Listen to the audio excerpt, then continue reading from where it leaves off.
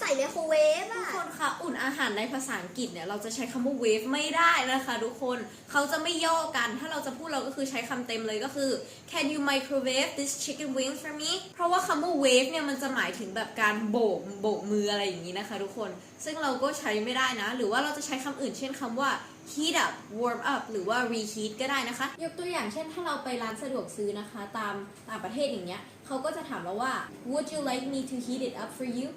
Yeah can you warm up the leftover for me